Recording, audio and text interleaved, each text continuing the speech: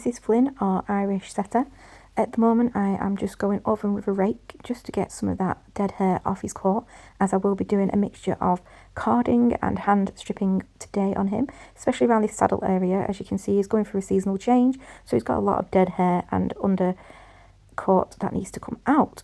So please stay tuned and I will go through the ins and outs of his groom today, as well as the reasons why we do carding and hand stripping. I'm trying to get as many different angles as possible. Like I said, I'm just going through this rake quickly over his body. I don't go over the same spot more than 3 times. Just getting the dead hair off is my top priority at this moment. He's not going for a bath just yet, as I still need to do some stripping on his saddle, which is the top of his back, and around his front of his legs and the back legs too. So I'm going in now with a stripping knife. So what we do is just grab all of the fur between our finger and the knife and pull it gently. It will come out naturally. I'm not hurting the dog, it's just hair that's ready to come out. If the hair isn't ready, I don't pull it more than twice because it's not fair on the dog. All that there you can see is all dead hair and it's ready to come out. Irish setters are groomed with carding and hand stripping. This maintains the iconic chestnutty look to them and keeps a sleek texture and the weather resistant properties within the coat itself, while some and many dog pet owners opt for clipping because it's faster. We need to card or pluck the fur to help the follicle release that undercoat, because if we don't release the undercoat from the follicles tend to get backed up, and this really blocks all the natural oils in the follicle itself, causing stuff like hot spots, the follicle to even close up and get inflamed, and then that's when you get problems, because you need to be able to get all that dead hair out to be able to let all the new hair grow through, because inside the follicle you've got more than one piece of fur growing at each time. And if you aren't taking that dead fur out, then the new hair can't grow because it gets blocked. And then if that happens, you get stuff like the oil gland, which goes through the fur to help the actual shininess of the coat and keep that protected. It gets blocked and it gets a bit like we would with a spot on our faces. It ends up developing stuff like hot spots. And if we don't clear that follicle to make sure that the hair is completely taken out, we get the problems. And it's the same with like spaniels or any other kind of dog with a double coat. We need to be able to do that de-shedding. We need to take all that dead fur out, and this helps with the health of the actual skin as well, because it's the skin that oil also protects, and you'll end up with problems such as dry skin, itchy skin, skin which gets so much build-up of dirt and debris and it's not able to protect itself. It gets irritated, and this is why a lot of spaniels in particular that do get shaved end up with lots of problems. And this is why when I do shave spaniels, I do card at the end of the shaving session, just to make sure that any of them follicles I can just kind of clear up as much as I can to help the health of the fur and health of the actual skin. Carding is a technique used to remove the dead undercoat, the soft fluffy coat which you can see I'm pulling out at the moment in the legs, using a specialist tool like the carding knife or even just a fine tooth blade, where I actually just use my stripping knife to do both. So for the stripping itself I pinch the hairs and pull, where when I card I use it like a comb.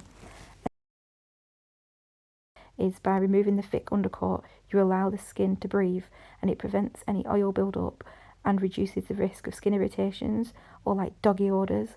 It also lays the Irish setter's hair flat, which they are known for, having a nice flat glossy coat.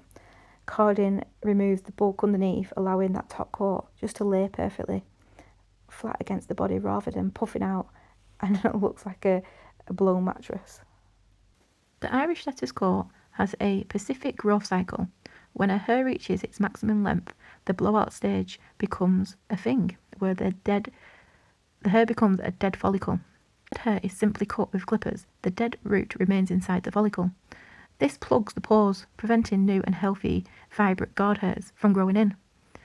And it makes the texture shift a little bit. When the follicle is plugged, the only thing that can easily push through is a soft, fuzzy undercoat. This is why clipping setters can result in the dog often lose their shine and develop a very woolly or cottony texture that is a nightmare for burring any tangles or even being very dull. The solution is hand stripping. This removes the entire hair shaft from the root and all. This sends the biological signals to the body to produce a fresh, wily, silky hair with deep pigments. It's also good because they are actually gun dogs, these Irish setters, that used to work in damp Irish countrysides. So the fur itself naturally is water resistant and weather resistant.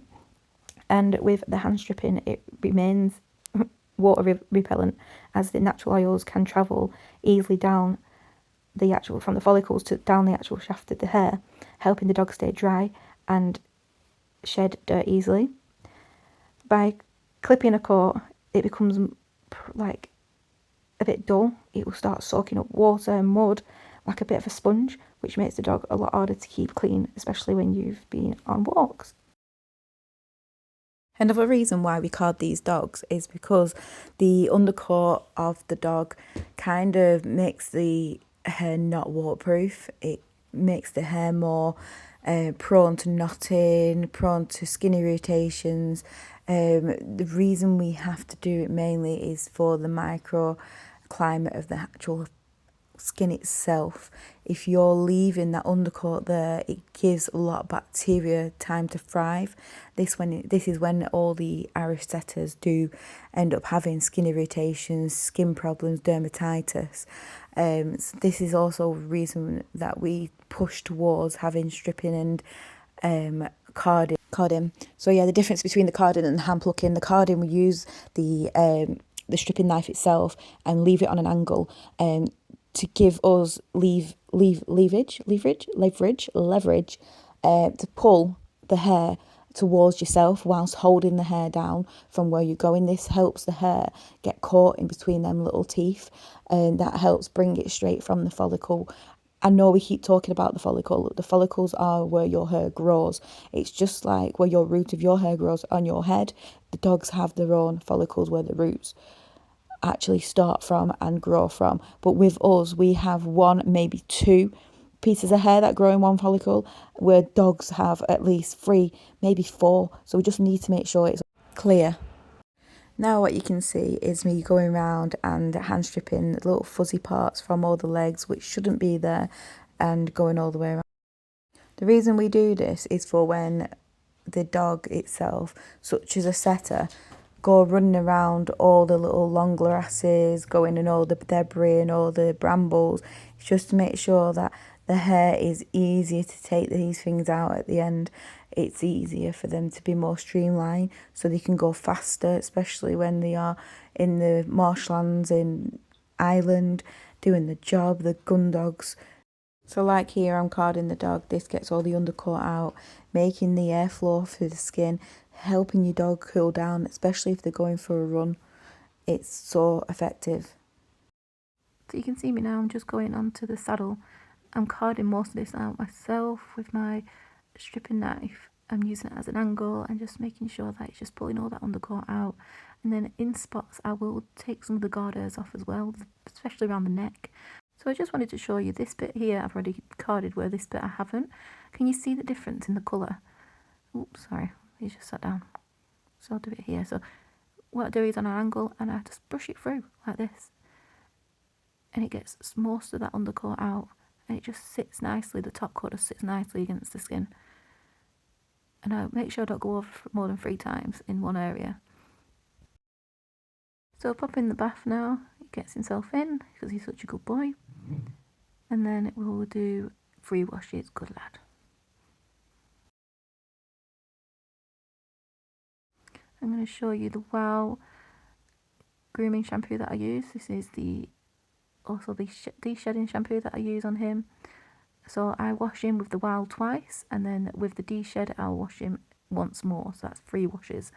This allows me to make sure that any dirt, any kind of debris on the fur is taken off, and make sure the healthy skin has had enough nutrients with the shampoo setting on. Now we are going to do the drying. I especially with Irish setters, I try to dry downwards as you would with your own hair. This will allow the fur to sit nicely against the skin. Once that's all done, I will pick up the paws like this and I will just trim all these little Grinch feet off. He's such a good boy. And once I've done this, I will also go and do all the nails too.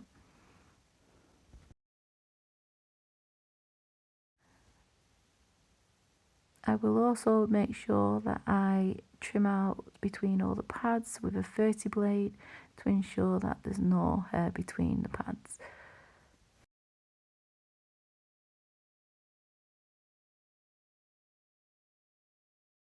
As you can see, he's been a very good boy. I always give him some reassurance and a little kiss to say you're being a good boy. He's such an affectionate little boy.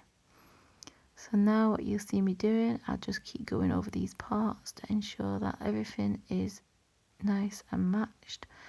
I leave the head to dry at the end because he's not really sure about the dryer on his head. So with the feathers, what I tend to do, I take the slightest bit off and match it all up just so it's a nice little trim. I don't want to take too much off because his dad likes the natural look. And with the chest and the belly, I will do exactly the same with them, as well as the back of the legs and the ears at the end.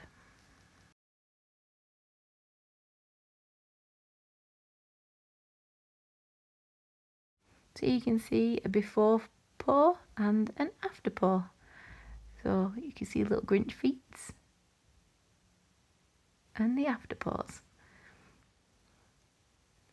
So we just make sure they all get nice and trimmed up and looking all natural. He's so handsome.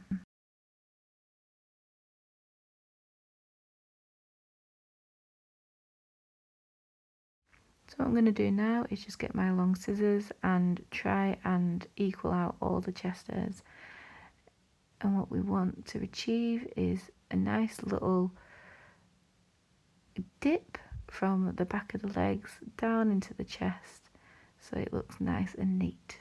And then we bring that up towards the private area and down the back legs like this.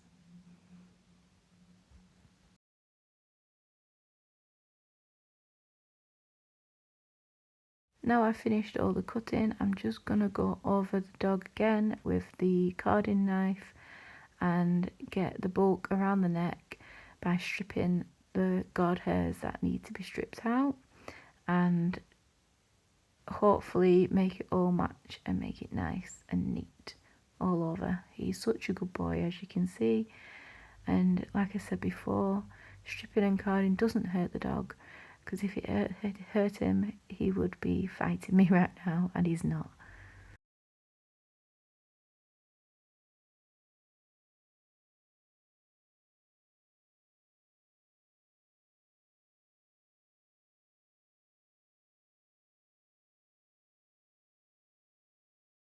I'm on the final bit now, so at the moment I'm using a groomy just to get last of the bits that I might have not been able to get.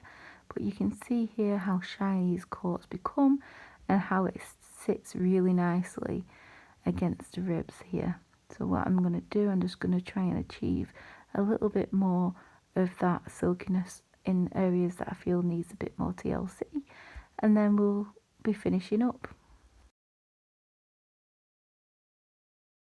I've just sprayed some conditioning spray onto his coat and I'm just brushing that through now just to ensure that everything looks nice and shiny and is well conditioned, especially after using our de-shedding shampoo. We need to make sure we condition too. So here's the final result. I forgot to mention I did round the ears off near to the leather as that's what his dad likes. So this is the final result. He's been such a good boy and I'm so happy with it. Thank you for watching. If you've enjoyed watching, please like, subscribe and comment below what you'd like to see next.